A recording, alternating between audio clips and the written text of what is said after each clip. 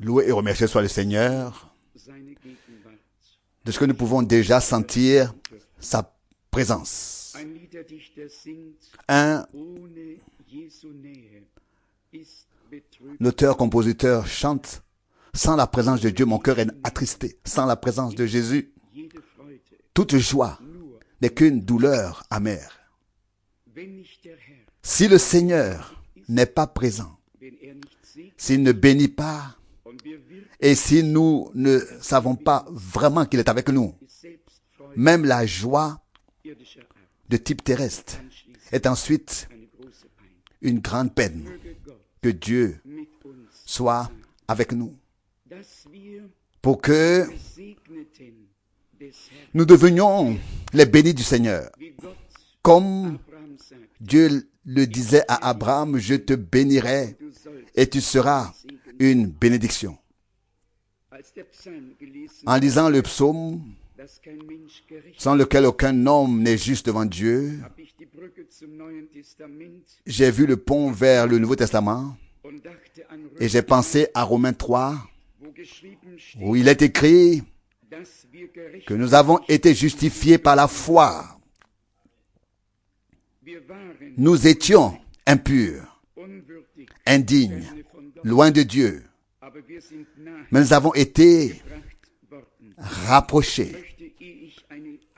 Avant de donner un certain nombre d'annonces, je voudrais lire cette parole dès maintenant. Romains, chapitre 3, du verset 21.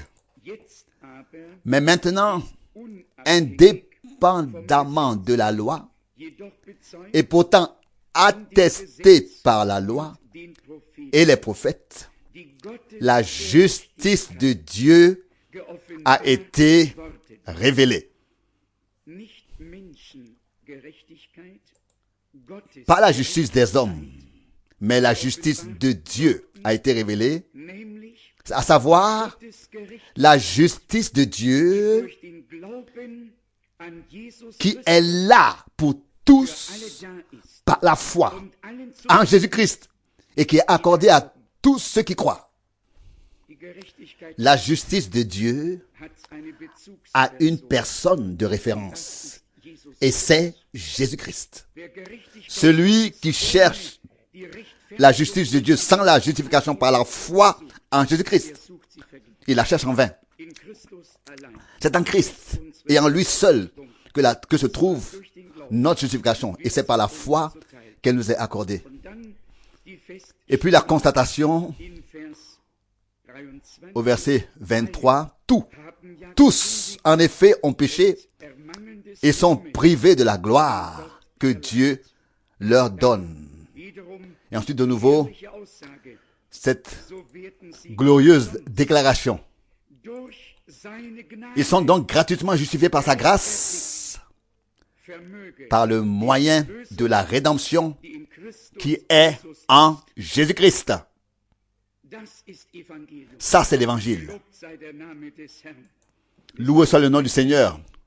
Il est dit encore ici, c'est lui que Dieu a offert dans son sang comme moyen d'expiation efficace par la foi, afin de prouver sa justice, parce que les péchés commis auparavant, pendant les temps de la longanimité de Dieu, étaient restés impunis jusqu'alors, etc., etc.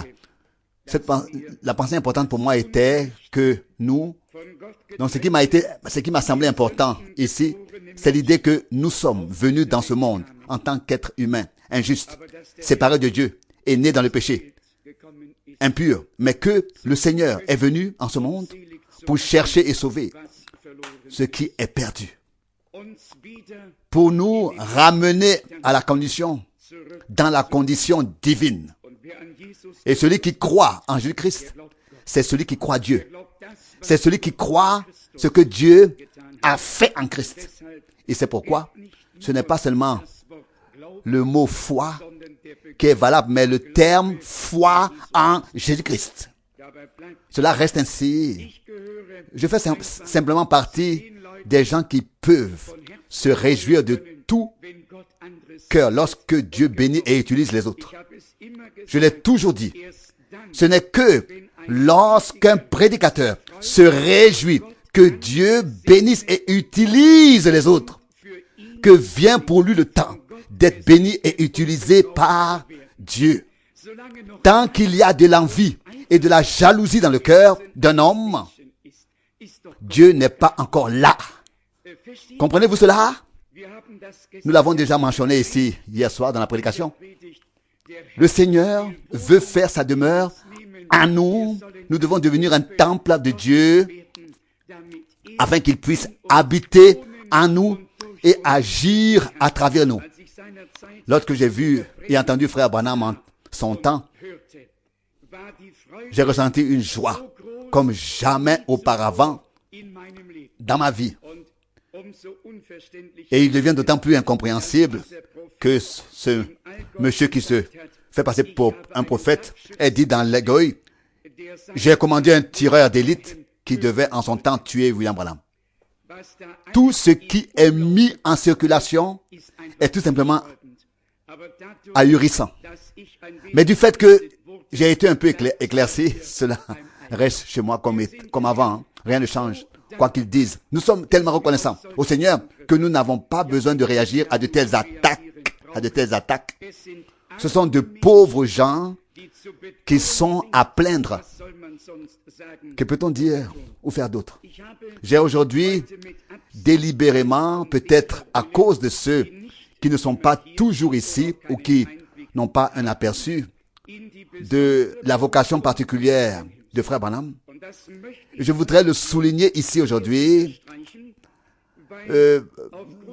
parce qu'à cause de ma dernière lettre circulaire, certains ont eu l'impression que je fais des reproches ou que je veux corriger. Ce n'est ni l'un ni l'autre. Je n'ai écrit que par ce qu'on a fait de William Branham, Jésus-Christ, la parole devenue chair, faite chair, Dieu et bien d'autres choses encore. C'est pour cette raison que j'ai dû écrire consciemment comme j'ai écrit. Et j'espère que cela a été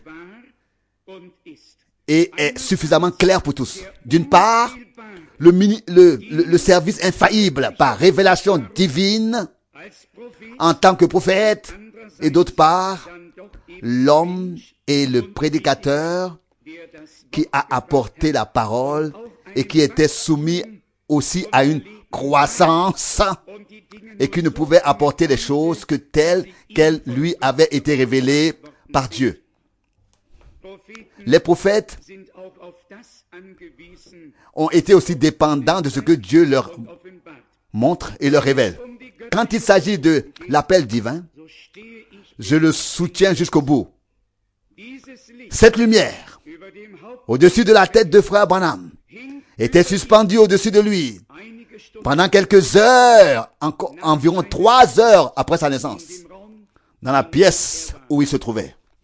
La mère et la grande-mère et ceux qui étaient encore là virent cette lumière avec leurs yeux terrestres. Et ils ont demandé à la même heure quelle serait la signification de cette chose. Cette lumière apparaissait à chaque fois. C'est la colonne de feu qui accompagnait le peuple d'Israël. La même colonne de feu depuis laquelle le Seigneur a parlé à Moïse. C'est cette même lumière que Saul a rencontrée sur le chemin de Damas. Et c'est de cette lumière que le Seigneur lui a crié ces mots. De cette lumière. Saul, Saul, pourquoi me persécutes-tu? Lorsque vous verrez le film, spécialement nos frères et sœurs bien-aimés qui viennent maintenant de Russie, nos amis de Roumanie, qui sont de plus en plus nombreux, Dieu vous bénisse tous, ils arrivent même maintenant. Nous nous réjouissons de l'ouverture des frontières. Nous allons vous montrer le film. Et puis Frère Branham dit encore et encore, maintenant la lumière est sur cette femme et sur cette femme. Maintenant sur cet homme et sur cet homme. C'est la même lumière qui descendait dans les réunions quand frère Branham priait pour les malades et que l'ange de l'Éternel se tenait à côté de lui. Et tout ce qui était révélé était la vérité à 100%.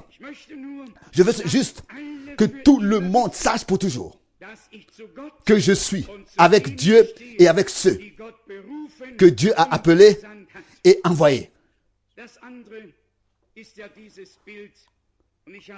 L'autre chose, c'est cette image.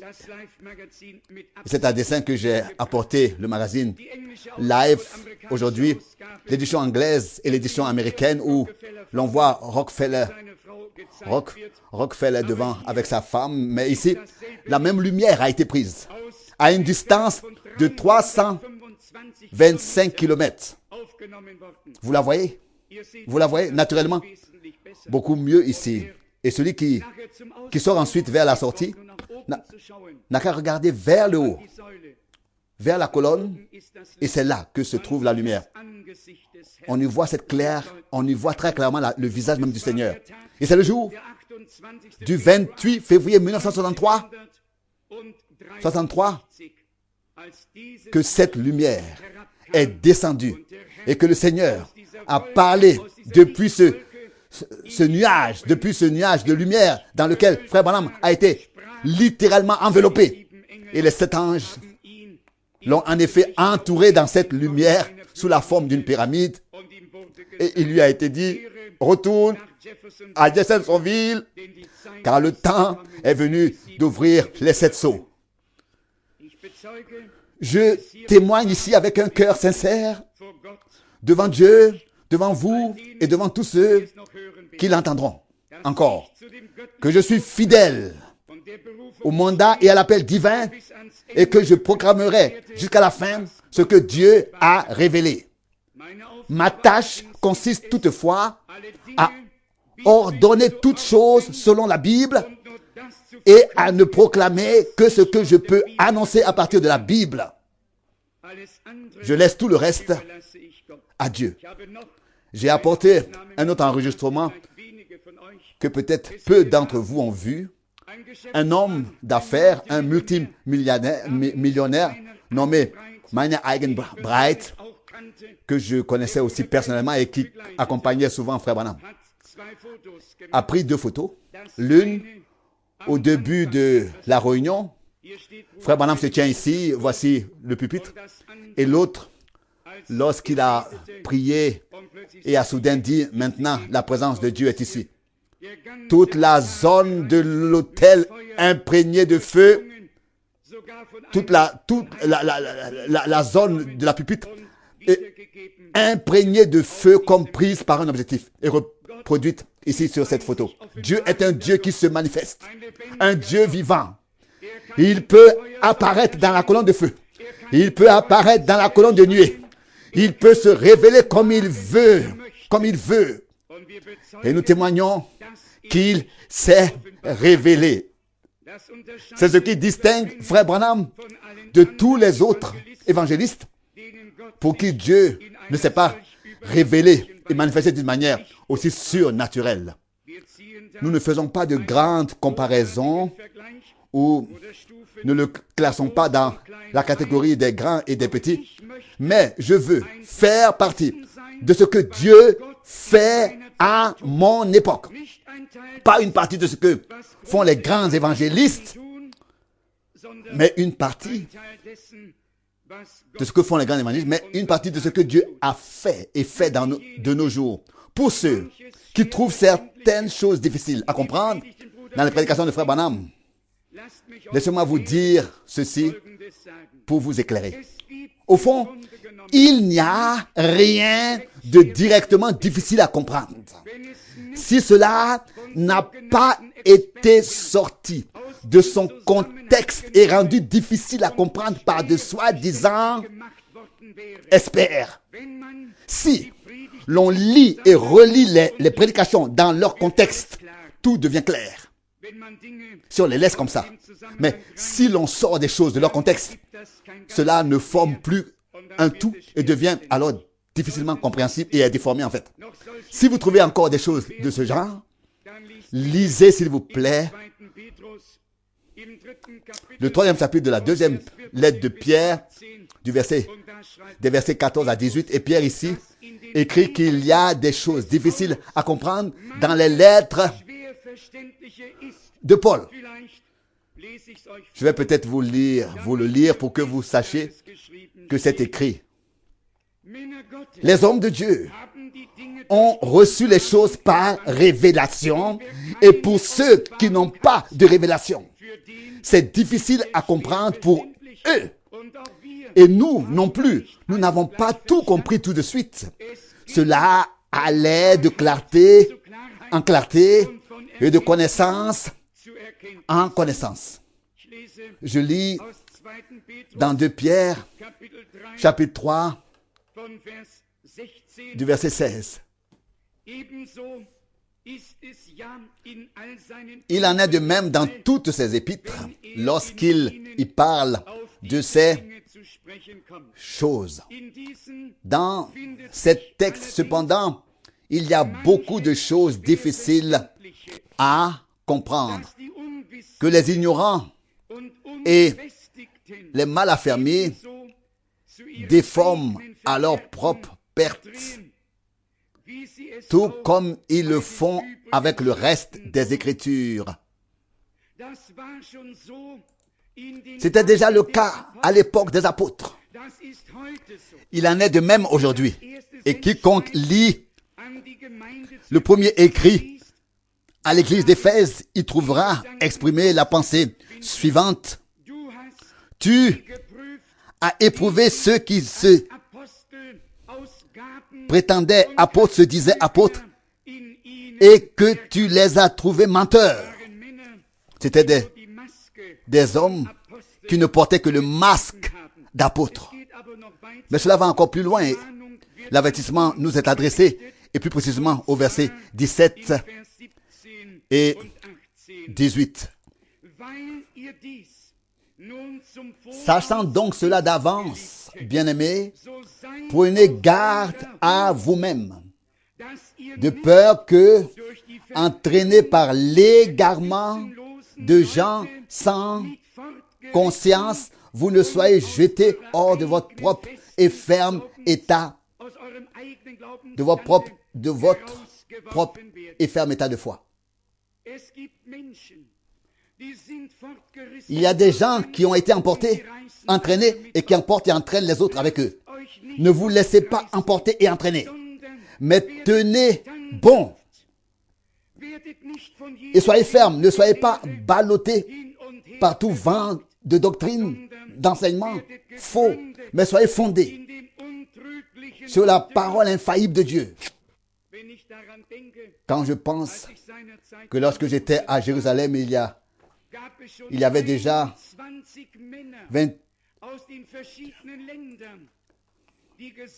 21 hommes de différents pays qui disaient, nous sommes les deux témoins. Nous sommes les deux témoins. Chacun d'eux voulait être l'un des deux témoins qui devaient venir. Et je vous garantis que les 21 n'étaient aucun d'entre eux. Que de ces 21, aucun d'entre eux l'était. Par la revendication, ce sont des idées. Et puis de faux esprits viennent motiver les gens en pensant, oui, c'est moi. Seul celui que Dieu désigne le sera. Et il ne sonnera pas de la trompette devant lui. Sur lui, il attendra que Dieu lui-même rende témoignage. D'ailleurs, ce sera Moïse et Élie. Ainsi, aucun des païens incirconcis ne doit s'inquiéter de la grandeur de sa mission pour Israël. Quoi qu'il en soit, il en va de même pour les théologiens du message de la fin des temps. Combien se sont trouvés à vouloir être l'homme dont frère Branham a parlé, qui viendrait encore, pour lequel il a posé la plateforme s'il ne devait pas l'être.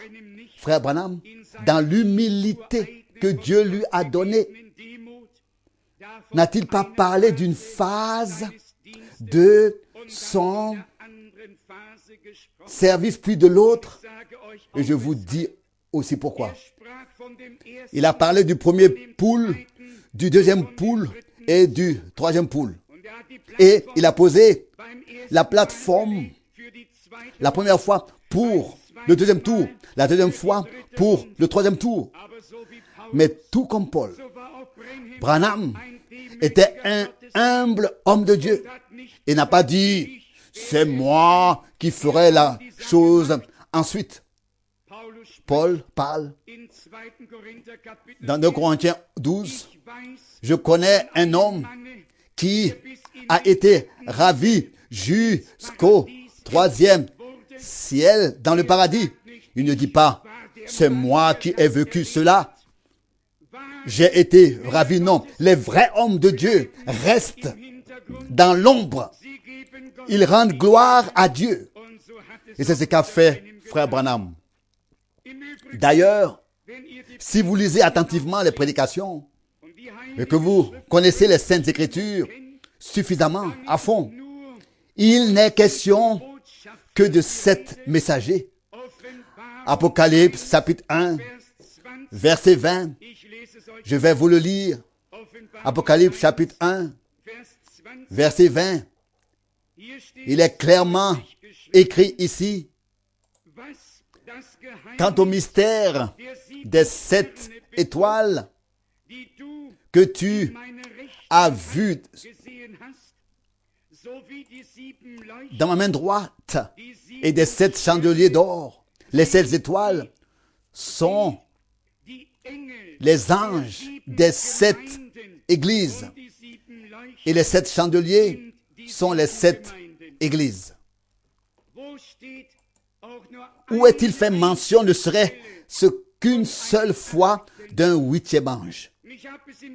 Et je l'ai déjà dit en 68. Lorsque les premiers experts ont donné leur tour, 7 anges, en tant que 7 messages, en tant que 7 messagers étaient dans la main du Seigneur. Et si un 8e apparaît, quelque part, alors nous devons poser la question de savoir dans la main de qui il est. Car dans la main du Seigneur, il n'y en avait que 7. Ou bien n'ai-je pas bien lu? Si, j'ai bien lu. 7. 7. Le nombre de la perfection divine et de l'achèvement divin. 7 communautés, 7 églises, 7 époques, 7 messagers. Et nous croyons que frère Branham était le 7e messager. Et qu'il n'y en aura pas de 8e. Il n'y aura que des hommes de Dieu pour proclamer la parole révélée qui nous a été laissée, confiée pour distribuer la nourriture spirituelle et pour transmettre au peuple de Dieu la manne cachée qui a été révélée. Il n'y aura rien d'autre. Nous pourrions lire quelques passages à ce sujet, mais ce n'est pas le sujet de ce matin. Je voulais juste le dire pour que tous sachent et que cela puisse être entendu dans le monde entier. Que tous puissent savoir la position que j'occupe devant Dieu et l'humanité. Je ne suis pas un prophète, je ne suis pas un 8e messager, mais je suis quelqu'un que la grâce a trouvé. Et quelqu'un qui ne l'a pas cherché, mais à qui il est revenu d'annoncer la parole du Seigneur. Et cela dans le monde entier. Et ainsi que le Seigneur bénisse sa glorieuse parole en nous tous et qu'il soit avec nous tous. Bien-aimés, nous voyons et entendons chaque jour de plus en plus clairement que nous vivons dans les derniers jours. S'il y a des gens qui ne savent pas encore que nous vivons maintenant dans les derniers jours, lisez donc même le journal. Je n'ai pas le temps de les lire. Je ne le fais que de temps en temps. Frère Kouffe m'a donné tout à l'heure une coupure de journal d'Alsace Et écoutez ce qu'écrit ici un évêque romain. Je n'ai noté que 2 phrases en allemand. Sans les homosexuels, on n'entre pas dans le royaume de Dieu. Les homosexuels nous précèdent dans le royaume de Dieu. Oh, frère Rousse dit, c'était aussi, le frère Rousse était aussi écrit dans l'un de nos journaux ici. Eh bien, qu'a dit notre Seigneur? Au jour du Fils de l'homme, il en sera comme au jour de Sodome. Ils ont déjà marié des personnes en costume officiel. 2 hommes en costume officiel. L'avez-vous déjà lu? Oui. Et bientôt, ils marieront aussi 2 femmes. Cela a déjà eu lieu. Dit frère Schmitt. J'ai une lacune d'information alors. Oui, mais à quelle époque vivons-nous alors? Comme le Seigneur l'a dit. À Sodome, c'était seulement l'homosexualité. Maintenant, c'est aussi l'autre chose. Et je vous lis cela du chapitre 1 des Romains. Le Dieu vivant, le Dieu omniscient, qui sait toutes choses, a vraiment pensé à tout. C'est écrit ici, Romains, chapitre 1, verset 26. C'est pourquoi Dieu les a aussi fait tomber dans des passions honteuses, car leurs femmes ont échangé les rapports sexuels naturels contre ceux qui ne le sont pas. De même, les hommes ont abandonné le rapport naturel avec la femme. Ils se sont enflammés dans leur sauvage convoitise les uns envers les autres, de sorte que homme avec homme, ils ont commis des indécences, etc. C'est ainsi de suite. C'est ainsi que cela est écrit déjà dans la parole de Dieu. Et il y a des gens qui ne veulent pas croire que la parole de Dieu a dit la vérité. Mais nous le voyons partout accompli dans les choses terrestres, dans le spirituel, dans la politique, de chaque manière, dans chaque domaine. Nous voyons la parole de Dieu accomplie. Au jour de Sodome, c'était l'époque où le Seigneur s'était révélé à Abraham et où les 2 anges étaient allés à Sodome. Et ces sodomites n'avaient même pas de respect pour cette haute visite. Ils voulaient s'en prendre à ces 2 hommes. Et qu'a dit Lot? Je vous donne mes filles qui n'ont encore couché avec aucun homme. Prenez-les et faites-en ce que vous voulez, ce que vous voudriez. Ils ont dit non, nous voulons ces 2 hommes. Tordus, possédés par des démons. Et il y a eu des hommes de Dieu, et vous pouvez le lire, qui ont peut-être eu trop de femmes à un moment donné. Mais il n'y avait aucun d'eux qui était possédé pour accomplir ce mal avec un autre homme. C'est une chose directe et perverse qui vient de Satan. Et si quelqu'un a ce penchant, qui vienne pour qu'on prie pour lui, sous l'autorité divine, pour qu'il soit délivré. Cela est le cas pour les 2 parties. Vous savez qu'il y en a qui peuvent être sous l'emprise de démons. Si nous lisons dans Juge 8, verset 30, il y avait Samson, non, c'était Gédéon, qui avait 70 fils, sans compter les filles. Il y a eu des hommes qui ont fait ce qui ne plaisait pas à Dieu. Bien alors, sans son approbation. Mais ce qui s'est passé ces derniers temps dépasse toute mesure. Il n'y a pas de crainte de Dieu parmi les hommes.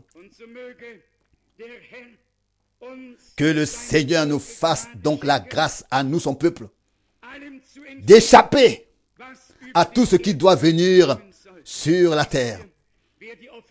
Et vous savez, celui qui lit attentivement l'Apocalypse, il constatera que pas seulement les rois de la terre, mais aussi les dignitaires, et cette parole, est littéralement écrite dans la Bible. Aujourd'hui, quand on va quelque part, révérend, un tel, il faut entendre tous cela comme titre et comme ça.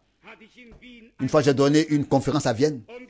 Et cet homme-là, dans cette belle maison, m'a aussi appelé comme ça. M'a titré comme ça. Bien sûr qu'il y a eu une cascade qui est sortie de ma bouche pour corriger. J'ai dû le corriger et cela sur le champ. On n'attend pas. Nous savons que il savait qu'il s'agissait d'une réunion religieuse, etc. Et alors la politesse autrichienne s'accompagnait de titres et en plus, il a même dit révérend et tout ça. Mais j'ai dû le corriger et sur le champ. Mais c'est ici, et il est écrit dans Apocalypse au 6e chapitre, et en rapport avec le 6e sceau, quand les étoiles tomberont du ciel et que les puissances des cieux seront ébranlées, etc. Il est écrit au verset 15 d'Apocalypse, chapitre 6, verset 15. Et les rois de la terre, les dignitaires et les chefs militaires, les riches et les puissants, tous les esclaves et les hommes libres se cachèrent dans les cavernes et parmi les rochers des montagnes. Et ils crièrent aux montagnes et aux rochers, tombez sur nous et cachez-nous de la face de celui qui est assis sur le trône et de la colère de l'agneau. Car le grand jour de leur colère et jugement est arrivé. Qui pourra y résister? Ce jour-là, les grands hommes politiques ne recevront plus les dignitaires et les dignitaires ne recevront plus les grands hommes politiques. Ce jour-là, il en sera de même pour les deux. Alors la colère de Dieu se déchaînera contre tous ceux qui n'auront pas cru à l'évangile. C'est pourquoi il est écrit que nous devons être trouvés dignes de fuir, d'échapper à tout ce qui s'abattra sur le monde afin de nous tenir devant le Fils de l'homme. S'il vous plaît, n'enviez pas les dignitaires, les grands de ce monde. Ne pensez pas, ils sont tous tellement honorés. C'est éphémère, c'est passager. Bientôt, on n'en entendra plus parler et on n'en verra plus. L'heure est proche où chaque genou fléchira et où chaque langue confessera que Jésus-Christ est le Seigneur. Tous devront s'incliner devant lui, grands et petits, riches et pauvres, les politiciens comme les dignitaires, au même niveau. Alors, nous voulons passer à notre observation de la parole. Vous savez, même notre Seigneur, quand vous lisez les évangiles, il est passé d'un sujet à un autre. Lisez les 4 évangiles et vous verrez comment il passe soudainement d'un sujet à l'autre dans un chapitre, toujours de la manière dont cela était nécessaire. Nous ne sommes pas ici pour annoncer la parole de manière unilatérale.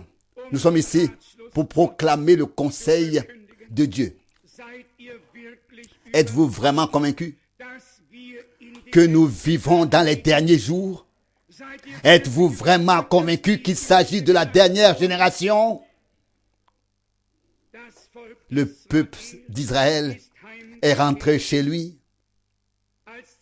Comme signe des temps, nous voyons beaucoup de choses s'accomplir. Le dernier message est apporté. Les uns refusent avec véhémence, les autres accueillent, reçoivent, acceptent chaleureusement. C'est toujours la petite troupe qui a accepté. Elle a été méprisée, comme ont été méprisés les prophètes. Le Seigneur et les apôtres. Mais à chaque époque, la parole de notre Seigneur s'est accomplie. Il est dans le bon plaisir du Père de donner le royaume aux petits troupeaux et non à la grande masse. Non, aux petits troupeaux. L'Église de Jésus-Christ a toujours été ce petit troupeau qui suivait le berger et qu'il conduisait dans de verts pâturages et qui ne manquait jamais de quoi que ce soit. Même en temps de sécheresse, Dieu les a nourris et abreuvés. Je voudrais en venir à Luc, le chapitre 10. Et je vais brièvement souligner quelques pensées ici et relever certaines choses. Luc chapitre 10, un chapitre tout à fait merveilleux, magnifique en ce qui concerne l'appel, la prédication, la moisson qui doit être apportée et la manière dont Dieu a autorisé ceux qui sont envoyés par le Seigneur pour annoncer la parole. Il est dit du verset 1.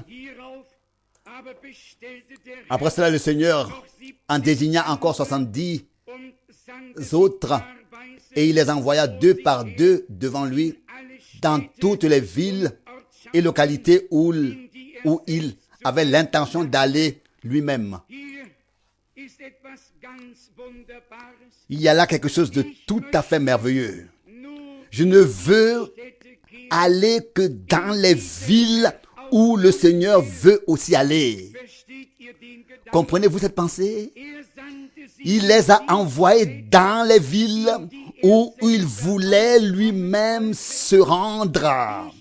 Je ne veux aller que dans les villes où je sais que le Seigneur viendra aussi dans cette ville. À quoi servirait-il que j'y aille s'il ne venait pas aussi pour bénir, pour sauver, pour délivrer et guérir? Quelle est la prière et la préoccupation des hommes qui sont envoyés, qu'ils aient de grandes masses devant eux et qu'ils aient ensuite peut-être un peu d'ampleur, une grande foule, parce que cela leur monte à la tête? Non. Celui qui est envoyé par le Seigneur peut tout de même distinguer que la chose ne vient pas de lui, mais de Dieu. Mais de Dieu. Nous sommes de pauvres esclaves serviteurs des vases de terre indignes. Ce n'est pas le récipient qui compte, le vase, mais le contenu. On peut avoir un vase d'or, un vase irréprochable, mais si le contenu n'est pas bon, à quoi bon un beau récipient, un beau vase? Mais quel que soit le vase, et Paul écrit aux Corinthiens, 2 Corinthiens 4, verset 7, nous portons ce trésor dans des vases de terre. Notre corps, ce corps décrépit, est devenu un temple du Dieu vivant. Eh bien, frère Kier m'a dit quelques jours quelque chose d'encourageant et d'édifiant. Il m'a dit à peu près ainsi: frère Franck, ne regarde pas à toi. La parole que Dieu a placée en toi t'a sanctifié pour le service que Dieu t'a confié. Ce n'est pas le vase, c'est le contenu qui est dans le vase. Et je veux transmettre le contenu divin tel qui m'a été donné par Dieu. Au verset 2, il nous est dit, il leur dit, la moisson est grande, mais il y a peu d'ouvriers. Priez donc le maître de la moisson d'envoyer des ouvriers dans sa moisson. Le Seigneur n'était pas satisfait de l'envoi des 12. Pas encore satisfait. Il ne suffisait pas que 70 ou 70 autres soient envoyés. La moisson est grande. Le peuple nombreux ou la multitude des peuples sur toute la terre.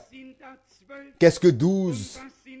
Et qu'est-ce que c'est que 70 personnes? Actuellement, nous avons environ 154 pays sur la terre, à moins que quelques îles ne soient devenues nouvellement indépendantes. Qu'y a-t-il là-bas? Une poignée de personnes, bien-aimés. Si nous croyons que nous vivons dans les derniers jours et que le dernier message doit parvenir jusqu'aux extrémités de la terre, prions honnêtement et sincèrement pour que Dieu envoie des ouvriers dans sa moisson. Non pas dans la tienne ou dans la mienne, mais dans sa moisson. Qu'il trouve dans chaque langue les hommes qu'il faut pour proclamer et porter la parole telle qu'elle nous a été révélée et qu'elle est vraie. Qu'à la fin, le pas, le même pas soit tenu dans l'épouse. Frère Branham avait une vision. Il a vu l'épouse en avant-première. D'abord l'épouse telle qu'elle était au début, au commencement, magnifique, vêtue de blanc, sans tache ni ride. Et puis, il a vu la deuxième image qui suivait. De la musique rock et roll l'accompagnait. Elle voulait encore ou devait encore être l'épouse. Elle n'avait plus de robe blanche du tout, mais seulement quelque chose d'attaché autour de la taille, avec quelques objets qui pendaient vers le bas comme de la frivolité. Et elle était comme cela devait être.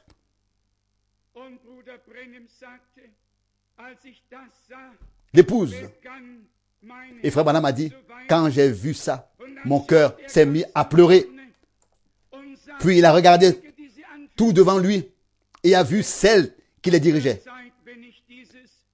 Mes sœurs, pardonnez-moi de transmettre ceci ou cette révélation de cette manière. Mais c'était une femme. Elle ressemblait à une sorcière, dit Frère Branham, qui conduisait. Vous avez sûrement déjà tous lu.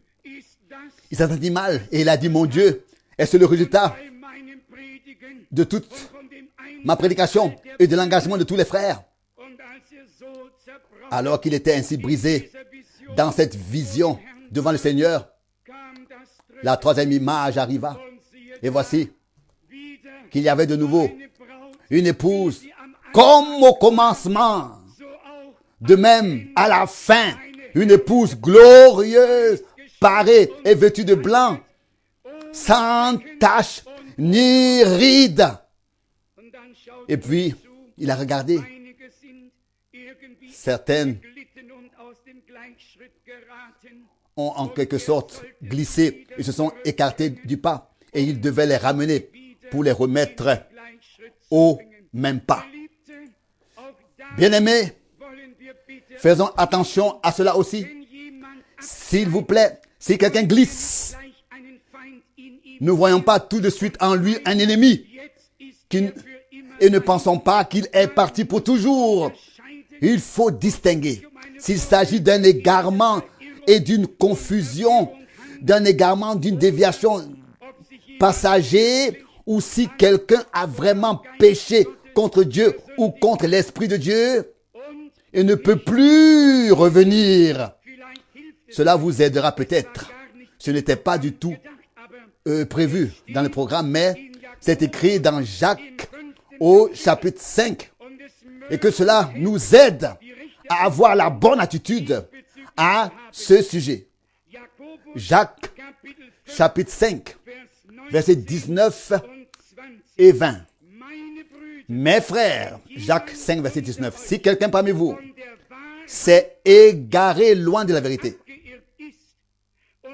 et qu'un autre l'y ramène, qu'il sache que celui qui ramènera un pécheur de la voie où il s'était égaré sauvera une âme de la mort et couvrira une multitude de péchés. Avez-vous déjà lu cela de cette même façon? Il y a beaucoup qui disent que les élus ne seront pas séduits et ainsi de suite. Et s'il arrive que quelqu'un s'égare ou dévie ou glisse, il est immédiatement rejeté comme n'ayant pas été élu. S'il vous plaît, ne jugez pas avant le temps. Attendez la fin. Même à propos des prophètes, il est dit, considérez leur fin.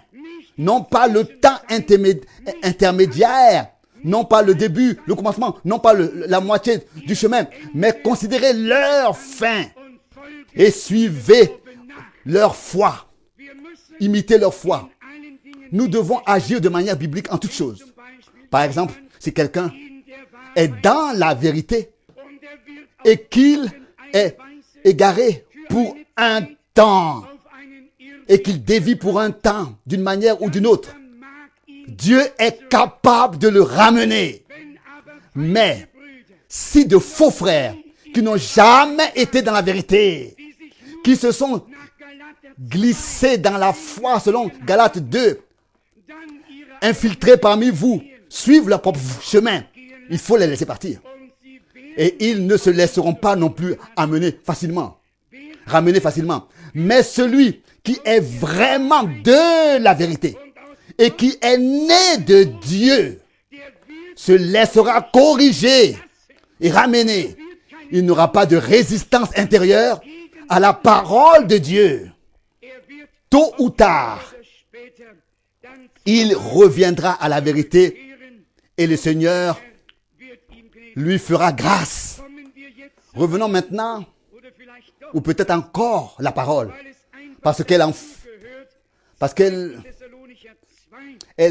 s'ajuste ici à cette pensée. 2 Thessaloniciens chapitre 2, juste pour vous montrer cette différence entre ceux qui s'écartent, qui s'égarent, qui glissent et ne reviennent pas, et entre ceux qui font parfois un petit détour et reviennent ensuite. 2 Thessaloniciens chapitre 2 du verset 10. Et par toutes sortes de tromperies, d'injustice pour ceux qui périssent par ce qu'ils n'ont pas embrassé l'amour de la vérité pour obtenir leur salut. Voici la différence. Il y a des gens qui n'ont pas l'amour de la vérité. Pour la vérité, ils ont l'amour de leur connaissance spéciale, de leurs enseignements spéciaux, de leurs révélations spéciales. Et ce sont les personnes qui n'ont pas l'amour de la vérité. La vérité est la parole de Dieu. Par ta révélation spéciale, pas une révélation spéciale.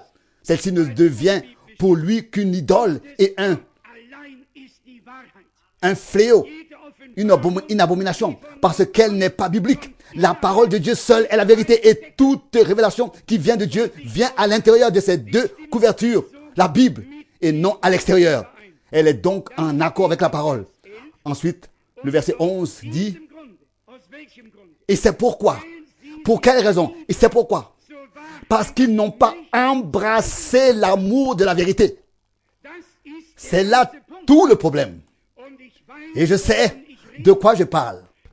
J'ai été suffisamment international parmi les frères qui n'ont même plus pris la Bible en main. Ils ont voulu prouver leur révélation et leur enseignement particulier, à partir des prédications de frère Branham. Et ils ont voulu le prouver. Et quand j'ai dit, attendez une minute, il est temps d'en venir maintenant à la Bible. Savez-vous quelle a été la réponse? Personne ne comprend la Bible. Seul le prophète l'a comprise. Voilà où en sont les hommes. Je sais de quoi je parle. Mon service ne date pas d'hier.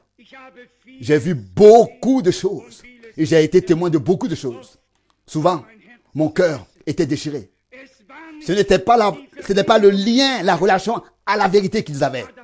C'était la recherche de quelque chose de nouveau qui pourrait à nouveau attirer les gens et les rendre à nouveau enthousiastes.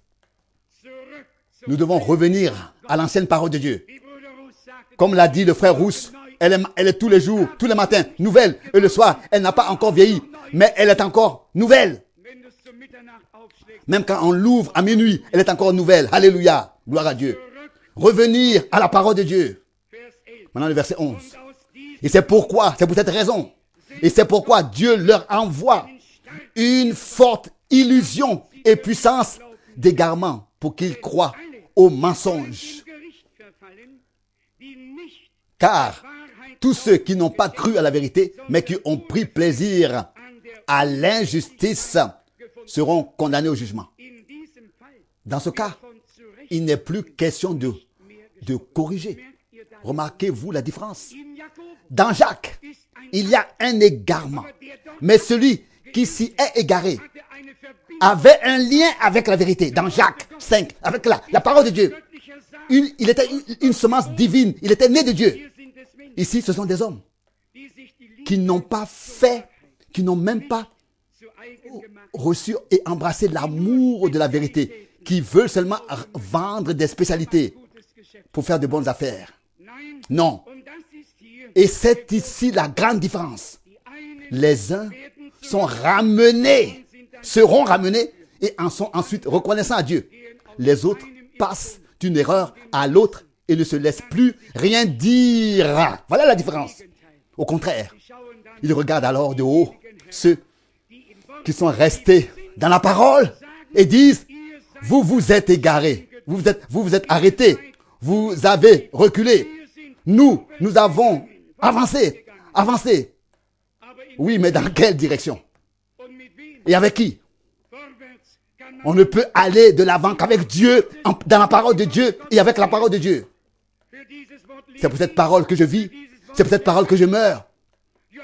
Jean a été amené sur l'île de Patmos à cause de la parole de Dieu et à cause du témoignage de Jésus. Pas à cause d'interprétation. Et aujourd'hui, nous sommes ici pour rendre témoignage à la parole de Dieu, avec la parole de Dieu et le témoignage de Jésus-Christ, notre Seigneur.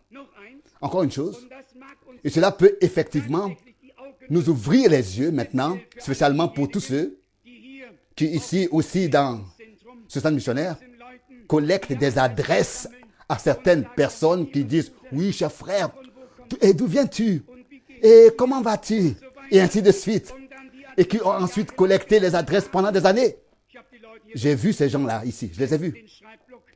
Ils avaient leur bloc-notes sur eux et quelque chose à écrire. Et maintenant, ils cherchent les gens depuis des années de qui ils ont rassemblé les adresses. Je vais maintenant vous montrer à partir de la Bible comment reconnaître ceux qui n'ont pas été envoyés par Dieu. En effet, ils vont et viennent, ils vont de maison en maison et parlent de celui qui n'est pas présent et qui ne peut pas prendre position sur ce qui est dit sur lui et sur ce qui est présenté. Et ils n'annoncent pas la parole, mais ils ont beaucoup d'autres choses qu'ils répandent là. Et je vous montre aussi ce qu'ils font. Ils vont en effet de maison en maison. Ici, il est écrit dans Luc chapitre 10, verset 7. Voici ce qui est écrit dans Luc chapitre 10, verset 7. L'un des versets les plus importants pour permettre de savoir si un homme a été envoyé par Dieu ou non. Restez donc dans la maison même, mangeant et buvant ce qu'on vous offre, car l'ouvrier mérite son salaire. Ne quittez pas une maison pour une autre. Beaucoup de gens ont peut-être laissé cela de côté, n'est-ce pas? L'ont ignoré. Cela n'a rien eu à leur dire. Pour un vrai esclave serviteur de Dieu, cela a beaucoup de choses à lui dire. Si quelqu'un, sous un mandat divin, vient dans une ville sous un ordre divin. Il entre dans une maison et ordonne que cette maison reçoive la paix de Dieu. Et si la maison l'accueille, alors il y reste. Mais là, il ne va pas écouter et entendre, et il ne va pas entendre qu'on lui parle de tel et tel frère, et ensuite va aller chez ce frère-là, et puis là-bas, écouter qu'on lui parle de tel et tel frère, et ensuite veut ensuite régler les problèmes. Non, non, c'est pas possible. Un esclave serviteur ne vient pas dans une ville pour aller de maison en maison. Un esclave serviteur de Dieu vient dans une ville, dans une maison, il reste dans cette maison, et pas pour parler des autres et entendre parler des autres, mais pour de là prêcher la parole de Dieu. Bien, frères, aussi pour vous, vous qui annoncez la parole de Dieu, quand vous allez d'une maison à l'autre, l'un vous dit ceci, l'autre vous dit cela, l'un sur celui-ci, l'autre sur chacun, sur une autre personne. Tout à coup, vous êtes liés intérieurement. Vous n'êtes plus libre de proclamer la parole. Maintenant, vous devriez prendre parti. Vous devriez arbitrer. À qui voulez-vous donner raison? Ce n'est pas possible. Vous voyez pourquoi le Seigneur a dit cela? Notre Dieu est un Dieu omnipotent. Il sait toutes choses. Il a aussi laissé des directives claires pour ceux qui l'envoient. Celui qui ne s'y conforme pas est dans la tourmente, est dans de grandes difficultés. Il n'en sortira guère. Les vrais esclaves serviteurs de Dieu lisent ce qui fait partie de l'envoi, de la mission, et ils s'y tiennent. Et ils peuvent alors devenir une bénédiction pour tous, même pour ceux qui ne s'aiment pas entre eux, qui ont peut-être pour ce moment et ont des connaissances différentes, ou même qui ne s'entendent pas très bien entre eux. Avec le moment présent, on peut alors vraiment aider tout le monde. Et j'ai fait comme ça dans tous les pays et dans toutes les villes. Je n'ai jamais pris parti. Je ne suis jamais allé de ci, de là, d'une maison à une autre. Je n'ai jamais donné raison à tel ou tel. J'ai dit, venez tous et ensemble, devant la face de Dieu, ce qui doit être dit le sera, et que tous l'entendent. Et je vous le dis. Et je vous le dis. J'ai vécu des glorieuses victoires de Dieu de cette manière. Car, alors, les différentes parties ne pouvaient plus se disputer entre elles. Elles devaient alors tous écouter.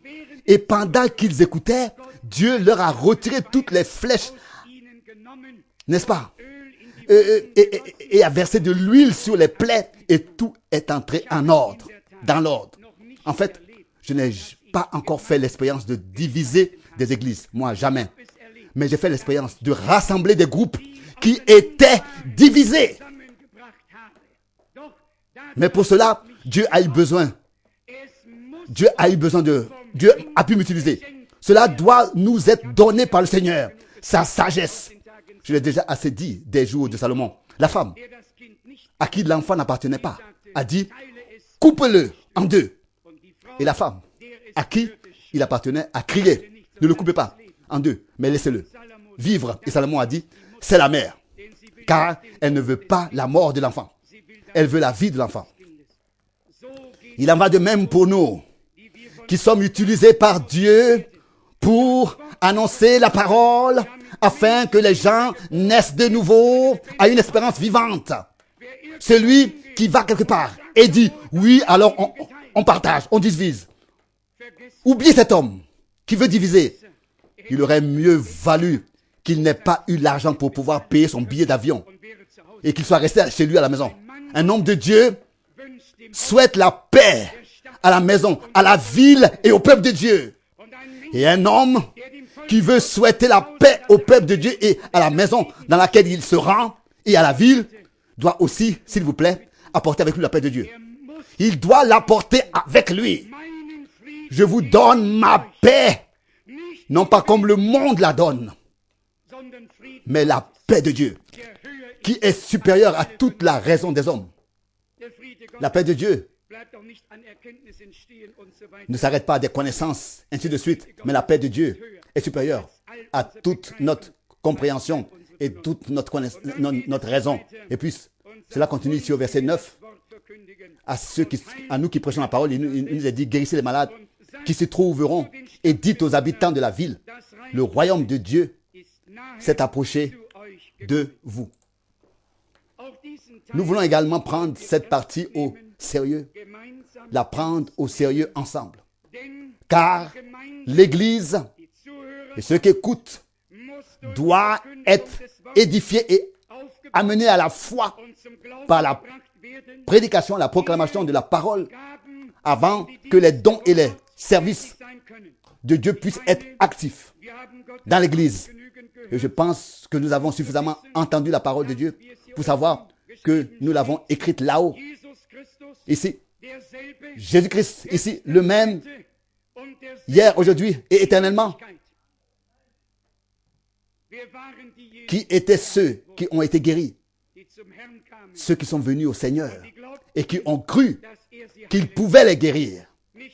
Pas des personnes qui ont ruminé leur vie ou qui se sont demandé pourquoi j'allais comme ça et d'autres mieux, etc. Non, des gens qui ont cru de tout cœur que le Seigneur pouvait le faire et plus tard encore que Dieu avait autorisé les siens qu'il avait envoyés à confirmer sa parole. Je crois que c'était le frère Gaïdjetch qui m'a lu une lettre de la CSSR il y a une dizaine de jours, une femme qui était tellement, c'est-à-dire paralysée ou elle avait du rhumatisme, à tel point qu'elle ne pouvait plus du tout utiliser ses mains. Il fallait la soulever et faire tout pour elle. Elle ne pouvait plus rien faire. Et aujourd'hui, elle fait tout pour tous les autres, pour tout le monde. Elle a seulement demandé qu'on lui envoie un mouchoir avec lequel ici la sueur a été essuyée après la prédication. Et ensuite, Dieu, n'est-ce pas, a éprouvé sa foi. Et ensuite, il a confirmé sa parole en elle. Aujourd'hui, elle n'est pas portée ou servie par d'autres. Aujourd'hui, c'est elle qui sert les autres. Et Dieu a guéri. Je l'ai toujours vu que si les gens ont cru que ici un esclave serviteur de Dieu est, qui sous un ordre divin prêche sa parole et que Dieu leur accorde cela et qu'un mouchoir leur a envoyé même, cela a lieu. Ils sont guéris. Je vous ai raconté cela. Un couple pendant 17 ans n'a pas reçu d'enfant. Ne recevait pas d'enfant. Ils étaient tristes. Aller en Asie, aller en Afrique.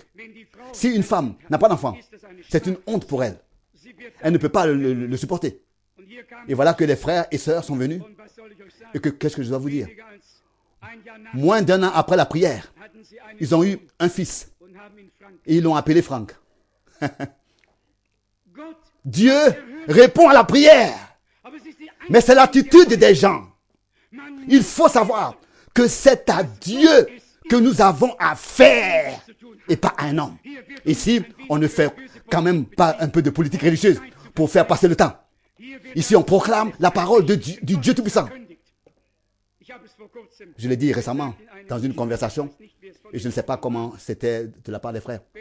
Si je n'annonce pas la parole, je ne veux rien annoncer du tout. Rien du tout. Il faut être sûr que c'est vraiment la parole de Dieu qu'on prêche. Le ciel et la terre passeront, mais la parole de Dieu demeure éternellement. Qui peut croire que sur ce point aussi, nous entrerons dans la phase telle qu'elle était au commencement, selon le verset 9. Comment c'était au commencement? C'était l'action de Dieu lui-même. Elle était si puissante. Pierre marchait dans les rues de Jérusalem et son ombre se posait sur les gens. Et tous ceux sur qui son ombre tombait étaient guéris, se levaient et formaient à la fin un beau cortège qui pouvait traverser les rues de Jérusalem. Oui, vous diriez, est-ce que cela était biblique? Oh oui, c'était très biblique. Très biblique. Quand Dieu le fait, c'est toujours biblique. Et Pierre ne l'a pas fait du tout, c'est pas lui qui l'a fait. Il a simplement suivi son chemin. C'est Dieu qui l'a fait. Mais je vais vous dire comment cela s'est passé. Les gens qui se sont rendus là-bas croyaient que Pierre était un homme de Dieu. Ils croyaient que la puissance de Dieu était à l'œuvre en lui. Ils ne croyaient pas en Pierre. Ils ont cru en la puissance de Dieu qui s'est manifestée puissamment en Pierre. Qui s'est manifestée puissamment en Pierre. Et c'est par la foi qu'ils y sont allés. Et c'est par la foi qu'ils ont été guéris. Amen, alléluia. Bien-aimés, nous devons atteindre cet état de foi. Paul a-t-il dit, par exemple, si vous prenez ici mon mouchoir, ou ma sueur, ou mon tablier, et ainsi de suite. À l'époque, les vêtements n'étaient pas comme ils sont aujourd'hui. D'ailleurs, on critiquait encore cela et on disait, si le frère Franck était vraiment un esclave serviteur de Dieu, il ne marcherait pas aussi bien et aussi exactement vêtu tel qu'il est. Mais comme je l'ai dit, je n'ai même pas encore remarqué la même chose, n'est-ce pas? Mais il y a des gens qui tournent leur col dans l'autre sens et baissent la tête en pensant que c'est de l'humilité. Bien au contraire, dans la bosse qui se forme, alors là se trouve le démon. Si quelqu'un pense que c'est de l'humilité. Non, nous croyons de tout notre cœur que Dieu est avec ceux qui s'en tiennent à lui et à sa parole. Et tous ces hommes qui vont de maison en maison et qui transportent autant de saleté qu'il y en a sur un chariot de récolte devraient avoir honte. Je l'ai déjà dit ici. Aussi, celui qui a une petite idée du temps et de l'heure ne conduira pas de fumier au moment de la moisson. Il ne conduira pas de fumier au moment de la moisson. Au moment de la moisson, il utilisera la faucille. La moissonneuse batteuse, il utilisera tous pour récolter la moisson. Est-ce vrai ou pas? C'est ce que dit le bon sens, le plus naturel. C'est donc à cela que nous reconnaissons celui qui moissonne, c'est-à-dire celui qui actionne la moissonneuse batteuse, et faire rentrer le blé. Donc ce n'est pas Paul, ce n'était pas Paul qui a dit venez, prenez ici mes mouchoirs et partez. Non, mais les personnes qui ont vu Paul dans son service étaient convaincus qu'il s'agissait d'un homme de Dieu. Et je suis heureux de constater que je ne suis pas le seul à avoir des sueurs froides, des sueurs pendant la prédication. Il est évident qu'elle lui est aussi tombée dessus, n'est-ce pas, Paul? Personne ne me l'a dit jusqu'à présent. Arrête, car tu es enragé devant Festus et Agrippa. Paul a prêché avec tant de force qu'on lui a dit, arrête, tu t'emportes. Personne ne me l'a jamais dit, n'est-ce pas? Seuls mes amis, comme frère Rousse, disent que je devrais être un peu moins fort et un peu plus lent. Mais cela aussi, on ne peut le faire que si on le peut. Revenons-en à cela et j'en arrive à ma conclusion. Ce sont des hommes de Dieu que le Seigneur a bénis. C'était des hommes de Dieu que Dieu a bénis et que le Seigneur a bénis. Et ces hommes croyaient que s'ils prenaient maintenant un mouchoir en sueur et l'apportaient aux gens qui ne pouvaient pas venir à la réunion, Dieu les guérirait. Et cela s'est donc produit. Et ces hommes ont été guéris. Pourquoi? Parce qu'ils ont cru que s'ils faisaient cela, Dieu le fera et le fera arriver. Tout a lieu selon notre foi. Cela se produit. Jésus n'a jamais dit selon ton imagination. Non, selon ta foi. Qu'il te soit fait selon ta foi. Mais s'il vous plaît, pas une foi issue d'un raisonnement. Celui qui doit encore réfléchir à comment et à ce qu'il doit faire, qu'il continue tranquillement à réfléchir et qu'il attende le moment où la foi deviendra une révélation. Et au moment où la foi devient pour toi une certitude, une révélation, alors tu sais exactement ce que tu dois faire. Et alors Dieu est avec toi et confirme sa parole selon ta foi. Et je vous le dis, le temps est proche où nous verrons les merveilles de Dieu, les miracles de Dieu. Et certains seront étonnés de ce que Dieu fera encore. Les merveilles de Dieu. Je sais qu'il devra faire à la fin ce qu'il a fait au commencement. La restitution, la restauration signifie la restitution de toutes choses, la restauration. C'est ainsi que la bouche de Dieu a parlé et qu'il en sera ainsi. Et nous vivons dans le temps où tout sera restitué et restauré pour la gloire de Dieu dans l'église du Seigneur.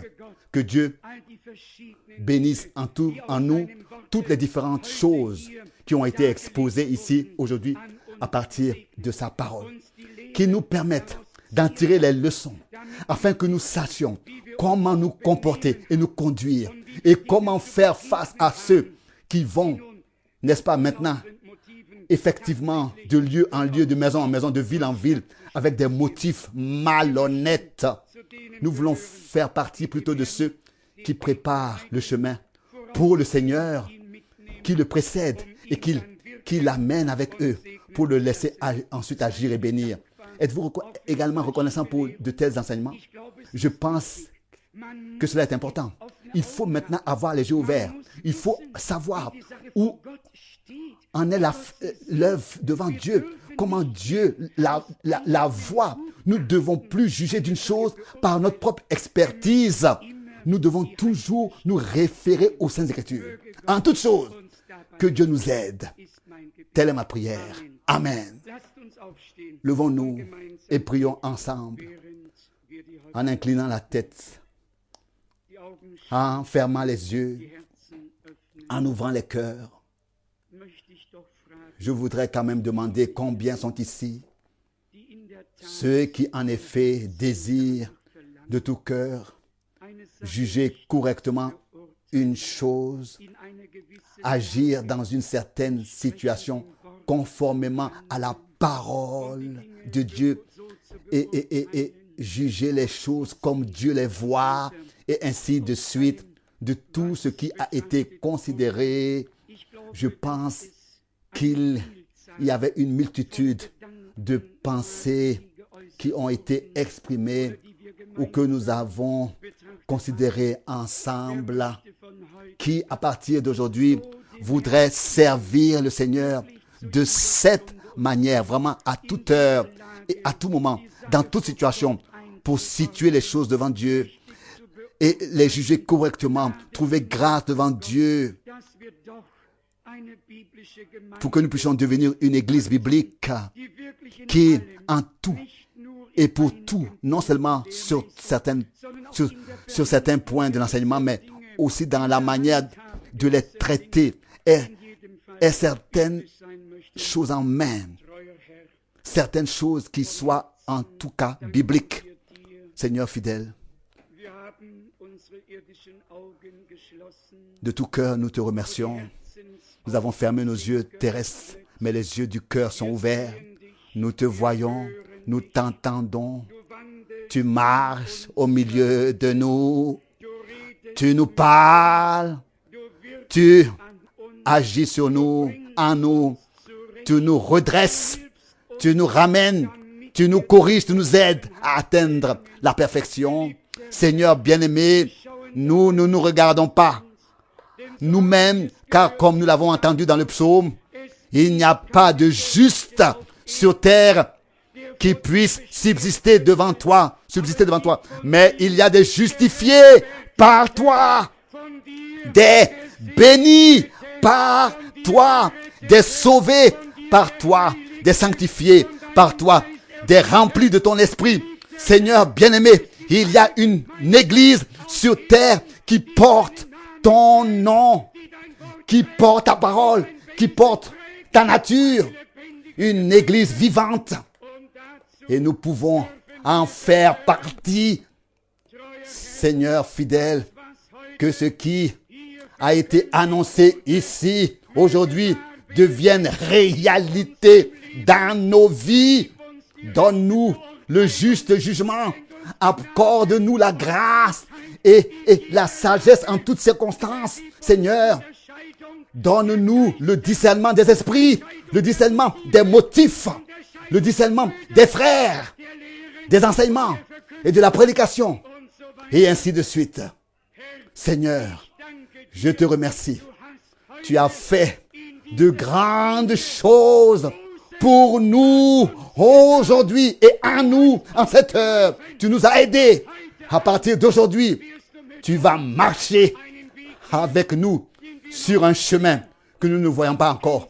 Mais tu le connais et tu nous prends par la main.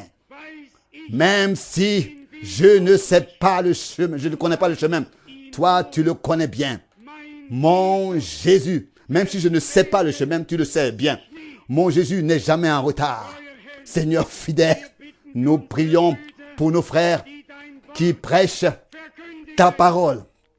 Seigneur, sois avec eux d'une manière toute particulière, ici, en ce lieu et en tout lieu, dans le monde. Aide-nous à faire en sorte que ton épouse revienne à marcher au même pas, en accord total avec ta parole. Car comment deux personnes peuvent marcher ensemble à moins qu'ils ne soient d'accord, en accord. Seigneur, fais que nous soyons tellement en accord avec toi, c'est-à-dire avec ta parole, que tu pourrais marcher avec nous et nous avec toi. Seigneur bien-aimé, tu nous as bénis. Nous t'en remercions de tout notre cœur, du fond du cœur. Touche maintenant les malades, les faibles, ceux qui souffrent. Tu as envoyé ta parole et tous ceux qui la croient sont guéris. Nous t'en remercions de tout cœur. La rédemption totale, le salut total. C'est ça qu'enseigne notre Bible. C'est ce qu'enseigne notre Bible. Alléluia. Louange et honneur, gloire et adoration à toi, le Dieu vivant, qui s'est révélé à nous en Jésus-Christ. Père céleste, que ton nom soit sanctifié, que ton règne vienne, que ta volonté soit faite sur la terre comme au ciel. Seigneur, remplis-nous et exauce-nous et fais-nous participer à ce que tu fais. Loué sois-tu pour la visitation de grâce que tu nous as accordée aujourd'hui et aussi pour nous permettre de distinguer ta voix de toutes les autres voix. Ta voix est ta parole. Alléluia. Gloire et honneur te soient